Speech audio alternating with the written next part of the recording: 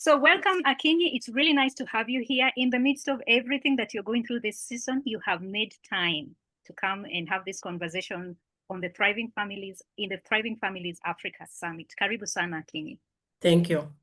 So today we are joined by Emily Akinyi, a thoughtful voice on parenting and cultural conversations in Africa. Emily brings deep insight into one of the most challenging areas for families, how to talk about sexuality with honest, with care, and with openness. And she'll be guiding us in this conversation. Our conversation for this session is sexuality conversation in an African setting. Karibu sana, Akinyi. Just start by telling us about yourself a little bit and what it is that you do. Okay. So my name is Akinyi Ochieng, as Dr. has said. I call myself a culture shaper, and I'm culture shaping the conversations around just sex, sexuality, and sex-positive families. It is one of those, what do you call it, the big elephants always in the room, even among adults. And so just that transition between different generation of parents and children and teenagers and young adults, then even make it more complex. So it's a conversation I enjoy talking about. I do that in a space I call teachable, which it's called teachable because most parents thought the conversation about sexuality was about puberty and it's related to teens.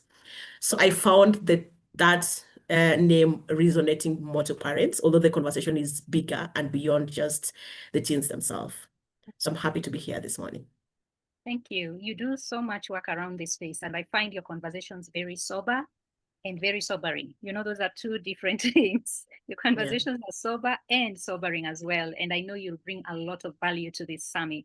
Let's just start with, what are those fears? We hear sexuality and fear alarms just go off, whether it's at in the religious space, because of the cultural generational gaps, because of our cultural differences. It just brings a lot of emotion, a lot of controversy, and it's a perplexing space. So what are some of these fears, the common fears parents have, and even just, and I know for you it's beyond just parents, when these conversations come up? So I'd say the first and the biggest is shame. So different generation of parents carry different shame around the conversations around sexuality, because of one, how it was either said when it was said, how it was not said, or how the entire topic was just dealt around sexuality.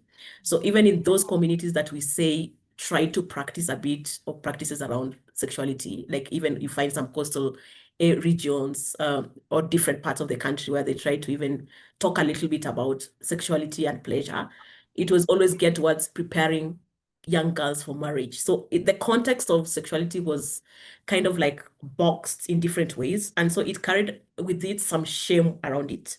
Now, it was this big topic you're only supposed to talk about or imagine when maybe you are in a marriage setup.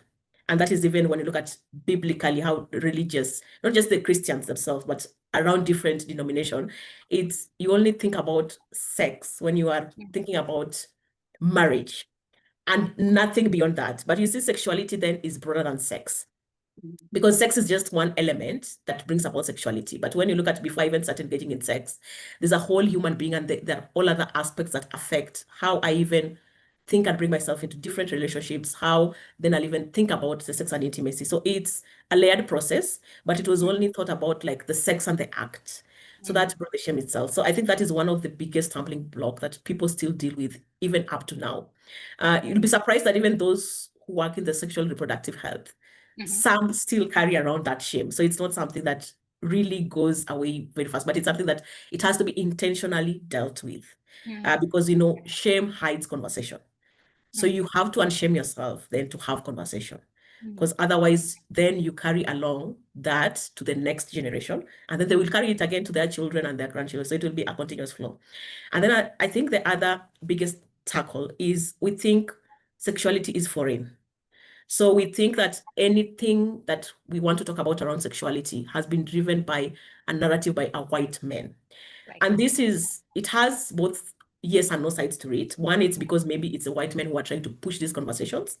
And so it seems like it's an agenda that they're driving. And we've never sat and reflected what it means for us as Africans to speak around sexuality. So we keep fighting. We don't want the white, but we never pause to say, what does it mean then for us in this space? Because as living human beings. And as human beings, we will grow and we process. We grow up sexually. We have sexual parts, reproductive parts. We think about sex, everything. We know even everything is sexualized, even in terms of the selling. Even cartoons nowadays are all sexualized.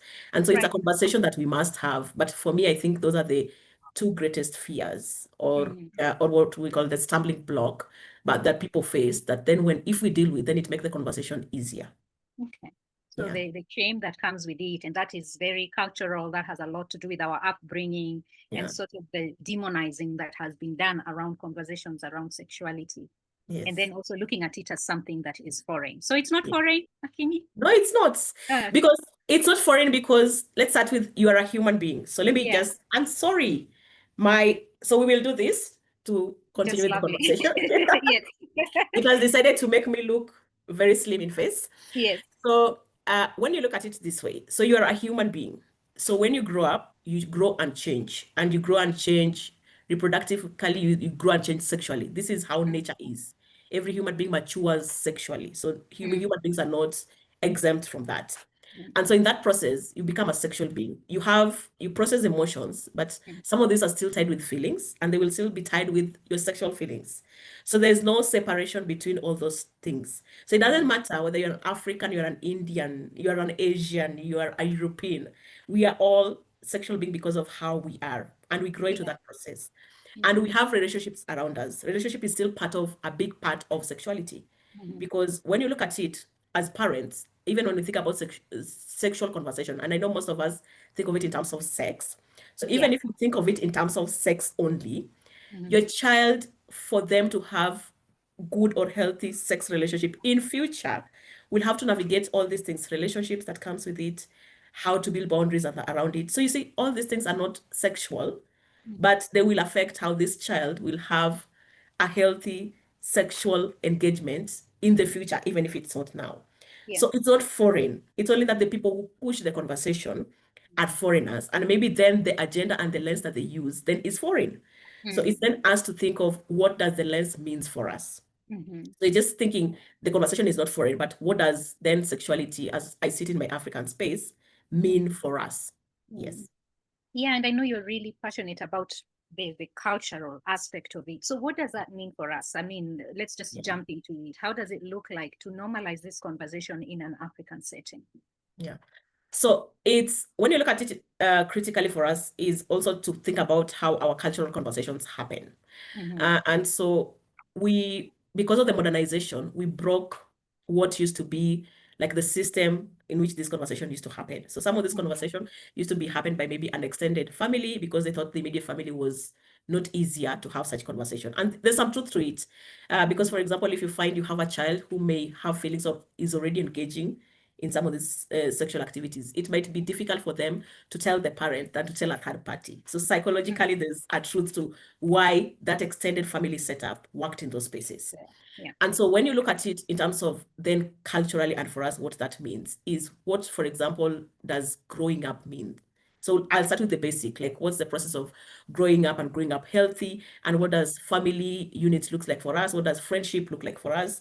Because when we teach healthy relationship, that's like the basic core of starting. By then, the basic core of starting sexuality conversation is one by self.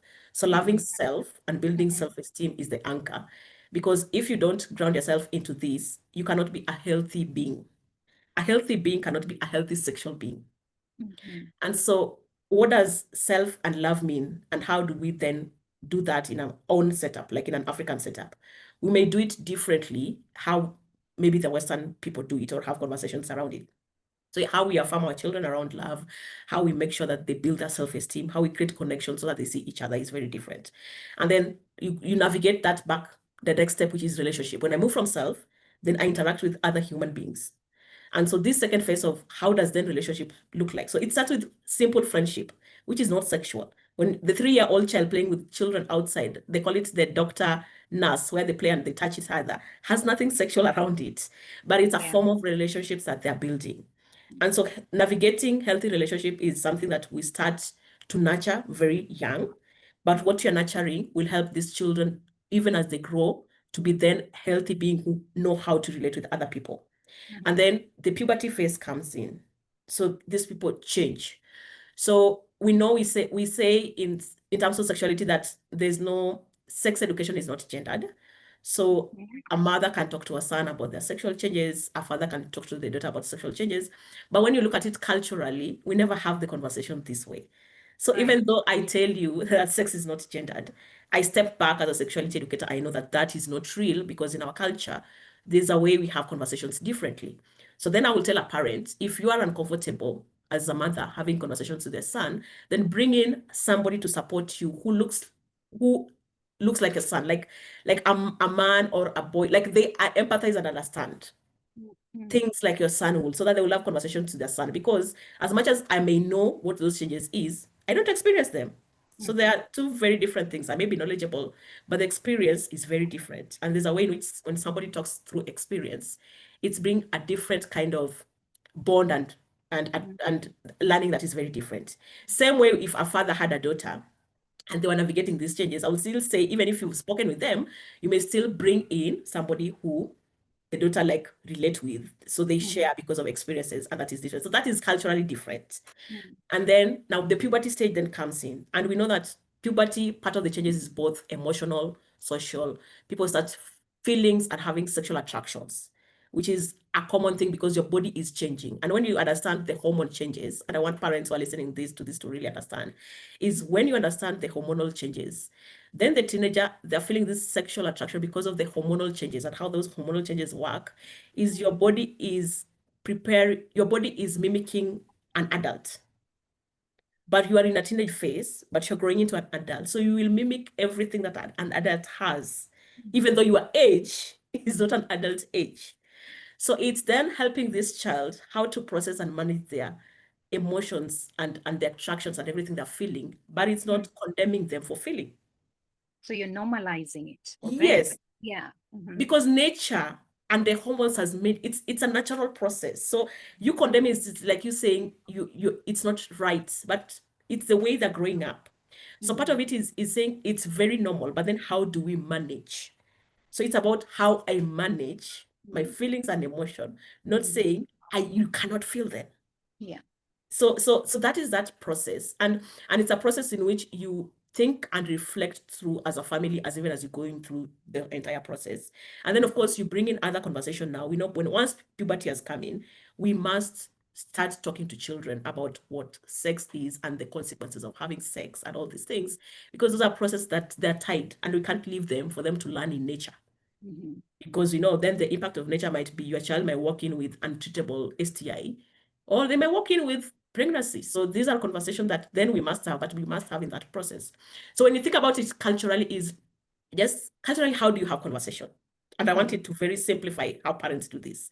So maybe you're coming from a community where men have conversation very separately from women. So I'm not telling you to break your entire culture, but then just find ways of bringing that conversation into that space.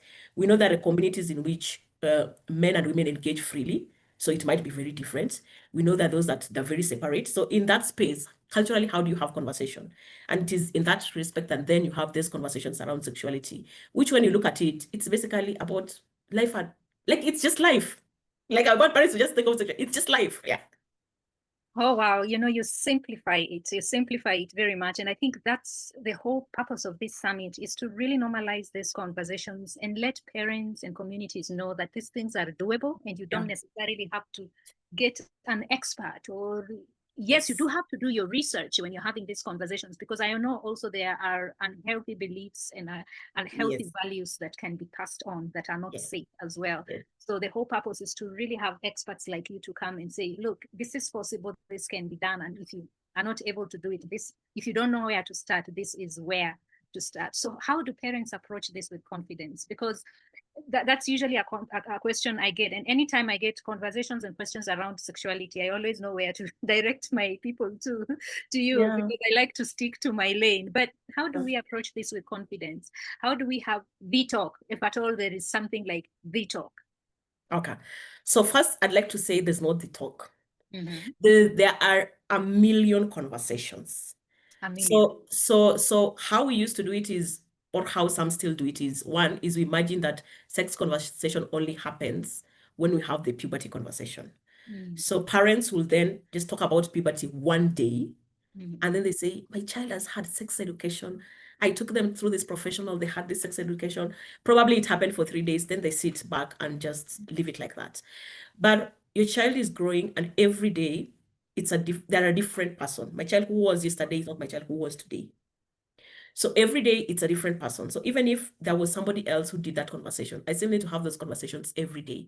And as I've spoken about, where we talk about, I want parents to imagine you are empowering a self, then you're empowering a self to engage with others, then you're empowering them how to think about sex in a healthy way. So those are like 3 different components. So then as a parent, you're the only person who has the capacity to have this conversation continuously.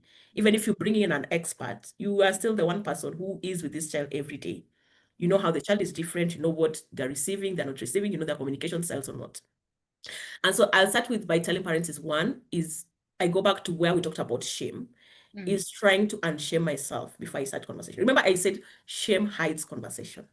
So if I walk into a space with shame and my child asks me a question, I will either shut them down and not answer it. And I don't want that. I want a space in which, even if I don't know an answer, my child knows that my parent is that resource where we can both look for the answer together. I'm not saying you have all the answers, but you are creating that space in which your child knows I have a parent, even if they don't know the answer, we will look for the answer together. And the answer will be okay for me. It will be like sufficiently answered. They will not hide truth. And so and shaming yourself is by is by telling yourself that I may never have had this conversation. But how would I wanted, like if you reflect and think as a parent, how would you have wanted to navigate such? You would have wanted a parent who spoke with you. So imagine that parent who you wanted. Now imagine you are that parent. So then if I say then I acknowledge that I want to have this conversation, then the next step is I tell myself that it is okay, I'm struggling. It is okay, I'm at this point. You have to acknowledge the point where you are in. And it's okay, whichever point you are in, nobody is condemning you. So whether you're still struggling, whether I've gotten some steps ahead, whether I can really do some, it's okay. So I acknowledge the phase of life and point of conversation where I'm in as a parent. I acknowledge that. Acknowledging that will help me then resonate with my child. So I tell parents, be very honest. So if you're struggling, tell your child, I'm struggling with this conversation because of I never had them, but I'm willing to. You see the point? So you're breaking the silo in which even if your child sees, they may laugh and be like, oh, mom is struggling with that, but they know you're struggling, but you're willing to do it with them. So you've already broken that ice and said, I'm struggling, I'm willing to have this conversation with you. Maybe you've never had, and your child maybe is now even 15 years. You're now starting it late. Some may start early, that's okay. So you're like, I never started this conversation early. I really struggle, but I want to change how to do it. And allow me into that space where we can walk this path together. So honesty is a very beautiful card for a parent. So use that card so that your child also walks into that space knowing I have a parent who is working together with me. That's part of dealing with around your own shame. And then it's also acknowledging that you will not have all the answers. Even me, I can never have all the answers. And why is this? Because the dynamics in which my child grows is very different from my dynamic. So they're going to face things that I may never have witnessed, but we will try to navigate it to that point. So acknowledging that I may never have answers, all the answers, is also a good phase to walk into this space. Then that, as a parent, lets you know that I may look, when I need to look for answers, I will acknowledge I need to look for answers. When I need to tell my child, maybe you've asked me a very good question, but I need time to reflect and give you the better answer. Or you can even tell your child, if you think it's something you can look together, you can say, this one we can look together. Or the one you want to still ask your aunties and your friends how they've dealt with it and then come back, like now the hero parents. So you can actually just say, give me this time. I need to reflect on it so that I answer you in the best possible way, because your answer deserves, like your question deserves a good answer. Yes. So when you look at it, it's also about the honesty and our capacity in what we can do and we can't do. So I want parents to be like at that phase where they can literally be honest with themselves and be honest with their child. And then the other point then is, and this is a very basic rule, if a child asks a question, they're ready for an answer. It doesn't matter the age. I know sometimes we categorize and we say, oh, a child for 7 years cannot ask me this question, a child for 8 years. But remember, your child is exposed to our world. So your child age of exposure determines their communication and their knowledge, not the age of birth. And I want to repeat that. Your child's age of exposure then determines the depth of the conversation they're having and not their birth age. So I'll give an example, and I will use my own example. I have a son who is 10, and I have a son who is 13. My son who is 10 has friends who, his friends are his brother's friends. So it means his exposure is 13 years. He's not 10. Yeah. So when he asks me question, he's not asking me question as a 10-year-old. He asks me questions as a 13 years old. Therefore means when I'm answering his question, I don't answer him as a 10-year-old. I answer his question the way he asked them because his world has exposed him to that. And so the age, the question your child asks, they're ready for an answer. It doesn't matter how big that question is. They're ready for an answer because it means they're already exposed. So you cannot undo exposure. That is so profound. Yes. You cannot undo. You'll be burying your head in the sand. Yes. You can't undo exposure. So for example, there was a session where I had a 7-year-old ask me, they had seen pornography. So they were asking me, what is the right way to have sex? This was a 7-year-old. Is it the back or the front? They're 7 years old. 7. And so it's not me telling that child, oh, you're not supposed to watch that. They've already watched it. I can't undo that. You get my point?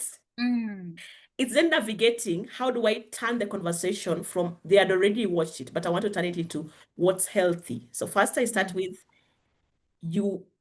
So the process is you had seen them. Yes, we had seen. They were so I'm not condemning them because they're already exposed one way that's seen it. And the next conversation is sex happens. First is acknowledge that sex happens between adults who've consented. And people have different ways of having sex. And it may be complex for you to understand all the ways in which people are having sex as a 7-year-old. You learn through that process. And so different people have different ways of the way they do it. So I've not condemned this child of what they've seen, but I'm trying to convert the conversation into what's healthy for them to reflect on and to come back and ground them that whatever they saw is not something for children to see, but they need to pause that. So parents, it's also the same. It's looking at it in terms of your child might already been exposed, but then how do I turn that exposure into a lesson in which I'm not like condemning them for that exposure, but I'm turning them into lesson into what's healthy or not healthy. You get the point. You can't do that unless you've done the journey of unshaming. I'm just seeing how it all goes back to that. Yes. So and we like, there's something that this practice that we like doing is we call it in our family. We call it you go to the loo. So scream in your loo.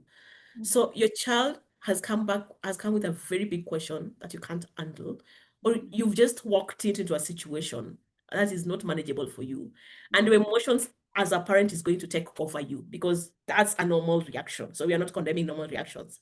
Yeah. Because I know I may not have control, walk into the loo, scream all you can.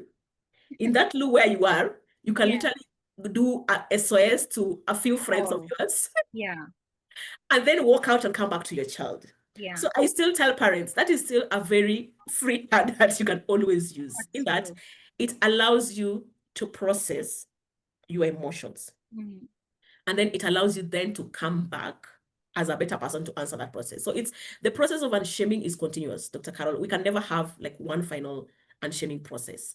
But I acknowledge that I'm going through the process and I try to find ways of helping my child through that.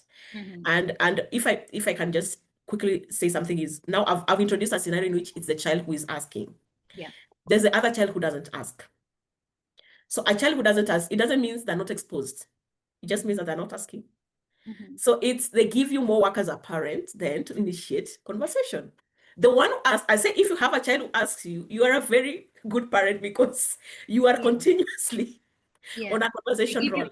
Yeah. There is motivation and they don't give you very space. Easy way in. Yeah, like them, even if you'll be like, oh my God, but you still have to answer. Even if you press your oh my God 1,000 times, you have to answer. Now, the one who's not having conversation, then it means it's you as a parent then to initiate the conversation. So there are different ways in which you can initiate conversations. So one is checking in with the child. So how are you doing? But then it's asking different questions. Maybe they're going through puberty. How is people growing on tall? How is this happening? Or sometimes you ask through like a third party question. Because sometimes because of shame, it's difficult for us to ask one-on-one question. And if you've never had this conversation, you've never built that intimacy because there's an intimacy in which if you're close, then you can ask anything. So that intimacy is not just for adults, it's even for children. When you're very intimate with your child, there's a way in which you can speak about anything. Now, assuming that intimacy is not there, then the best way to navigate it is use a third person's view. So what does this mean? So I'm asking a child about the process they're going through, but I'm asking about their friends. And when they answer, then I can bring in my child. So I'll be like, how are boys in your class handling maybe what do you call it? How do they say they handle maybe their voice in breaking? Are there boys who have maybe erections in class and like can control erections in class? So I'm having this conversation. Then I'm bringing in my child because I'm asking a third party questions. Instead of asking my child, have you had sex? Because the first thing they'll say is no. Are your friends having sex?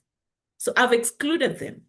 But when they answer me, I will be able to see how they are thinking, and in that light they're thinking. So using a third person's view really helps, especially if you are not very intimate with your child. So as a parent, it's also acknowledging the kind of relationship and communication that exists between you, and then how to improve that. So that's always work, because when you have third-party conversation, they will always hear stories, and they will always there's a way in which naturally it's easier to turn it around to yourself. So that is one way of breaking conversation with your child.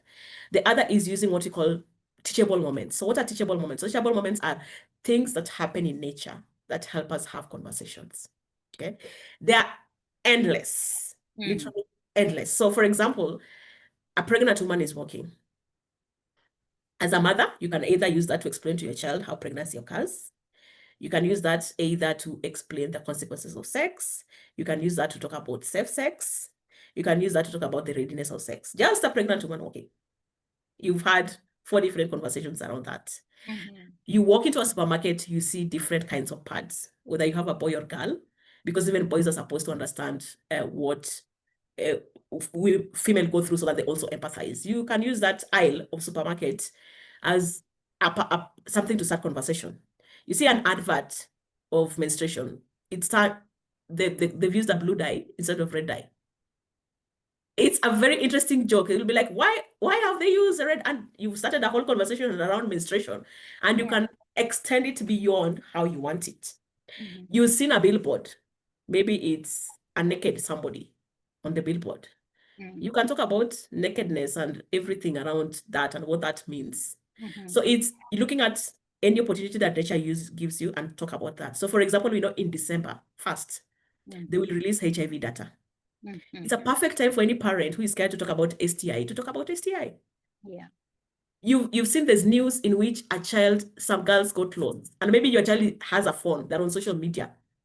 And we know during holidays, there are always so many stories. You can even come and ask about those stories you've had and talk about the online world, the sexual exploitation on the online world, using that particular story.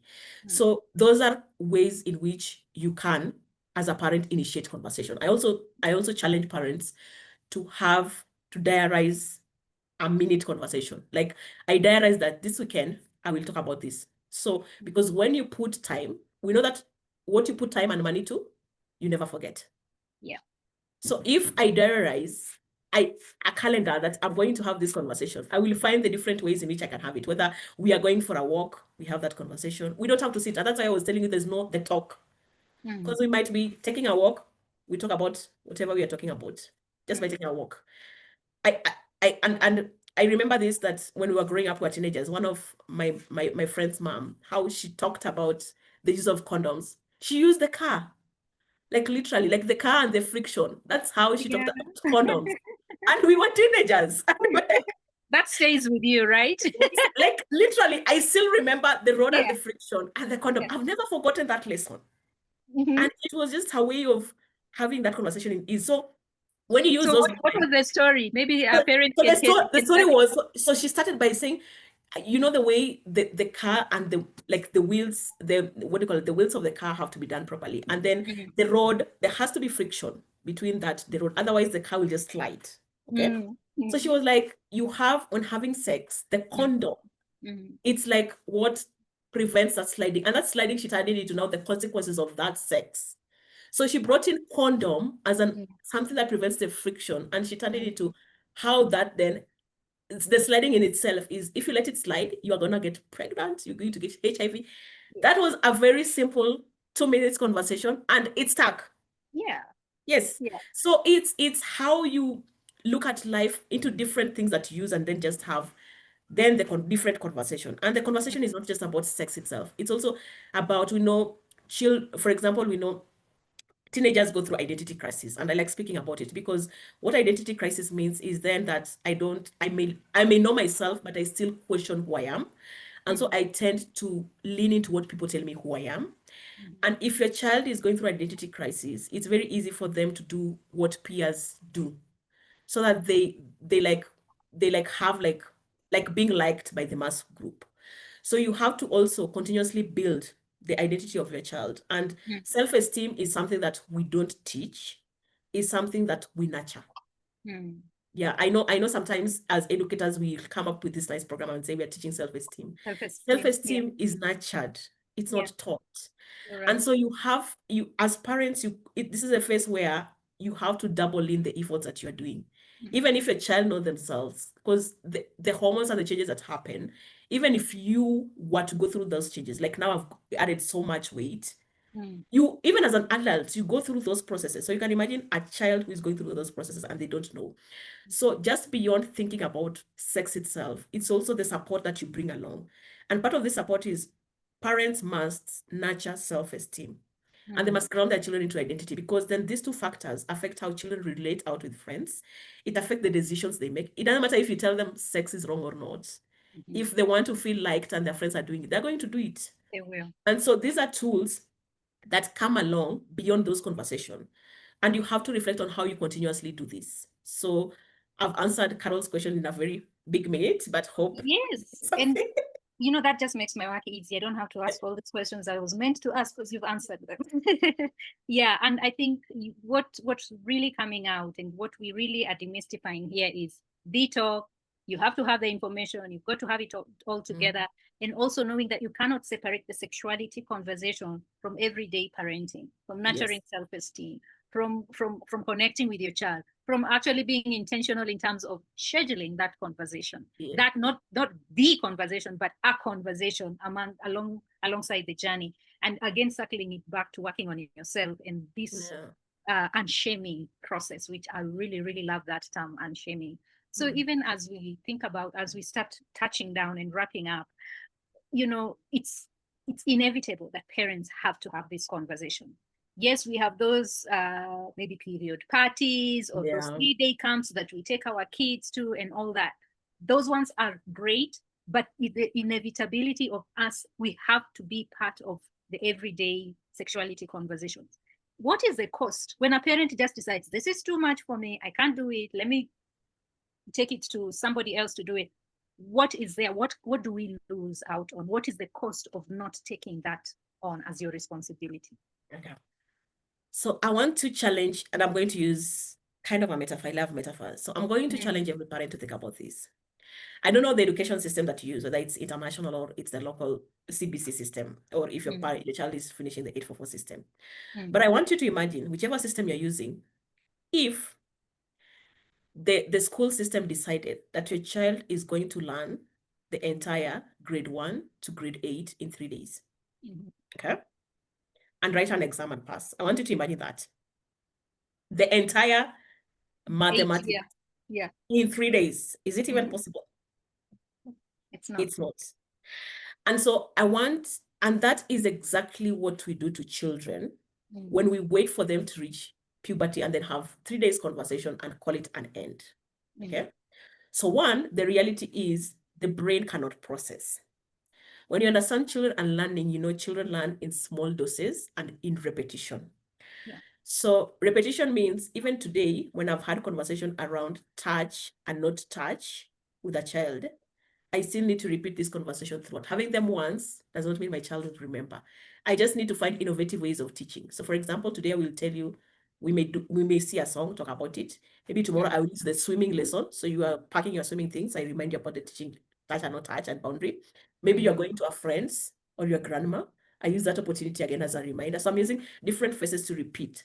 So learning one is a child learns through repetition. So what that means is one lesson is not a lesson. If you've only had the lesson one, your child has not learned. Your child learns through repetition. So that lesson has to be repeated throughout. Okay. And as your child grows, there's also what is called layering of conversation. So how a 4-year-old has a conversation around pregnancy is not the same as a teenager, is not the same as a 15-year-old. So layering conversation means that the conversation has to build up, and we're building up a conversation that we are continuously having. Okay. It has to be layered. 3, the way we had said is dynamics change. So the world that my child lived 5 years ago is not the world that they live today. So there are things that have changed, and those changes need to be incorporated into the conversation we are continuously having. So if you're not having these conversations as parents, maybe you've just paid somebody to have 3 days. I want you to imagine that your child has not had any learning for 20. Imagine your child has not gone to school for 20 years. Yeah. That is exactly what we do to children when we just dump them to those, what do we call it, 3-day session, and then we never have conversation. What you also do is when you take them, those sessions do a very beautiful thing, which is called opening up of children to have conversation. So I'm not demonizing those learning camps. Let's be clear. They have a very important role in that they break the silos that maybe it's hard for you to break as a parent. But once they break those silos, once they've opened those doors, by having continuous conversation, you are leaving that door open. When you don't have that conversation, that open door is going to be left open by either uninformed friends, may have misinformation. They have phones. They are going to use their phones to search for information, which may be right or wrong. Internet has explosion of both right or wrong information. Even if they don't own the phones, you refuse to give them a phone. Their friends own the phone. The child by association has a phone. Yes, so they are going to use their friend's phone or the conversation that their friends are having to fill up that space. When as a parent, you continuously have that conversation, you are not saying you will be the only source of information. No. But your child will remember you as the reference information point. And that is very important. You will never, by the way, be the only source of information for your child, but you need to build a culture in which you are a reference point. Reference point is a beautiful state to sit in as a parent, because even when their friends tell them wrong things, they will come back to the reference point. When they read wrong things, they will come back to the reference point, because you've established yourself as a parent who is very open to find out with them, who is open to give, and you've created what do you call it? You've built kind of like the way we build our professional CV. So you are a trustworthy being.